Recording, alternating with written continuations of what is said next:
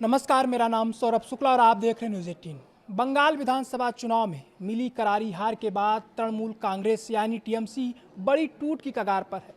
Party के 2/3 विधायक और सांसद अलग गुट बनाने की कोशिश में जुटे हैं।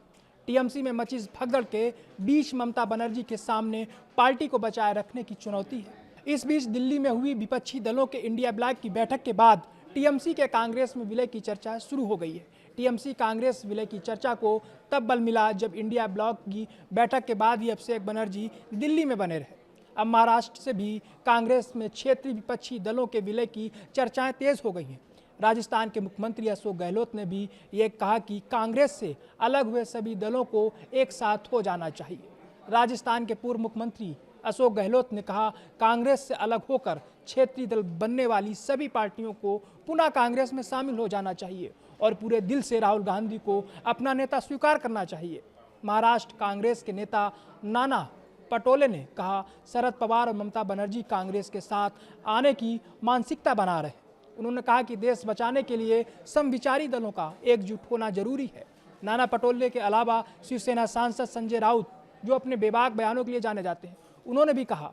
संजय राउत ने कहा, शरद पवार विपक्षी दलों के कांग्रेस में विलय की कमान संभाले। नाना पटोले और संजय राउत के बयान पर सुप्रिया सुले का बयान भी सामने आया। हालांकि सुप्रिया के बयान से भी चीजें स्पष्ट नहीं हुई। सुप्रिया सुले ने कहा, पहले बारिश तो होने दो, फिर देखेंगे छतरी लेनी है या रेनकोट।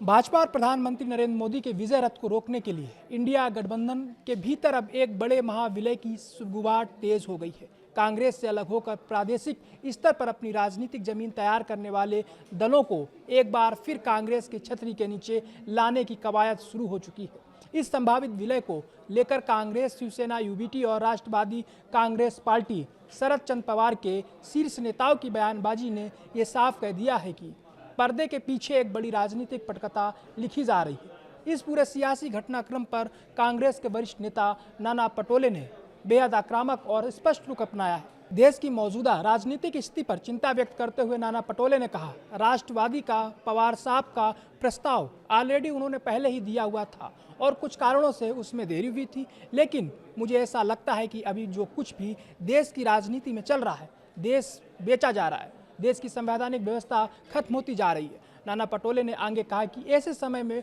वोटों का विभाजन जो बड़े पैमाने पर होता है, उसे रोकने के लिए, देश बचाने के लिए और देश का संविधान बचाने के लिए जो कोई भी सेकुलर धर्मनिरपेक्ष विचारों के दल है, उन सभी को एकजुट होना चाहिए। इस तरह की एक प्रक्रिया अब देश स्तर पर शुरू हुई है और उसी प्रक्रिया का हिस्सा है कि तृणमूल कांग्रेस हो या पवार साहब हो, ये सभी लोग अब कांग्रेस के ही साथ आने और विलय करने की मानसिकता और उस तरह का भाव अब हमें देखने को मिल रहा है। नाना पटोले से जब यह पूछा गया कि क्या कांग्रेस ने खुद इन प्रादेशिक दलों का विलय का कोई आधिकारिक प्रस्ताव दिया है और क्या ये प्रस्ताव उद्धव गुट को भी दिया गया है, तो उन्होंने स्पष्ट किया, नहीं, ये ऑफर हमने किसी को नहीं दिया है, ये आपका गलत अंदाज़ा है। ये जो कुछ भी परिस्थिति है उसका पवार साहब ने भी और सुप्रिया ताई ने भी उस पर उल्लेख किया है।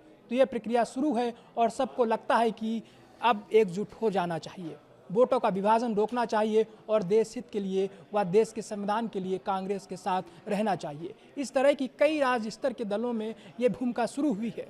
दूसरी तरफ शिवसेना, यूबीटी के फायर ब्रांड नेता और राज्यसभा सांसद संजय राउत ने इस महाविलय को अमली जामा पहनाने के लिए एनसीपी एसपी के अध्यक्ष शरद पवार के नाम का आगे किया है।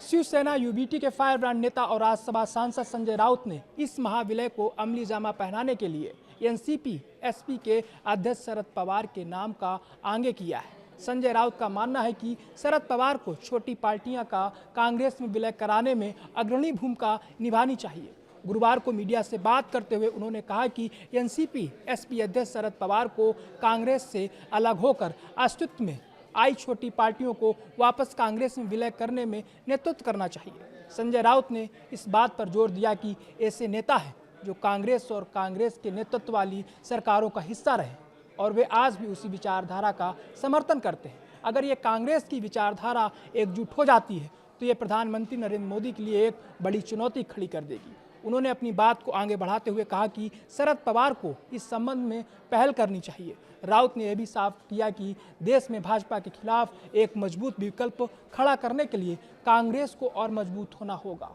और इससे निकली छोटी पार्टियों के नेताओं को समय की नज़ाकत को समझना होगा। हालांकि संजय राउत ने इस बयान पर शिवसेना शिंदे गुट के मंत्री संजय सिरसाट ने कहा, संजय राउत ये तय करने वाले कोई नहीं होते हैं कि कांग्रेस छोड़ने वालों को पार्टी में वापस आना चाहिए या नहीं।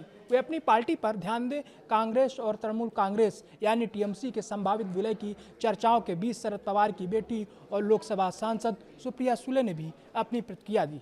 सोनिया गांधी और ममता बनर्जी की कथित मुलाकात और विलय के ऑफर पर बात करते हुए सुप्रिया सुले ने कहा कि वे उस बैठक में मौजूद नहीं थी और ना ही कांग्रेस या टीएमसी ने उनसे कुछ साझा किया है। हालांकि संजय राउत के सुझावों का स्वागत करते हुए सुले ने कहा कि लोकतंत्र में हर किसी को अपने मन की बात कहने का अधिकार है। संजय राउत उनके भाई हैं और उनके सुझावों का सम्मान किया जाना चाहिए। ममता बनर्जी के प्रति एकजुटता दिखाते हुए सुप्रिया सुले ने कहा कि उनको पार्टी टीएमसी के साथ पूरी ताकत से खड़ी है और अब मामला अदालत में जाएगा, क्योंकि सत्य परेशान हो सकता है, पराजित नहीं।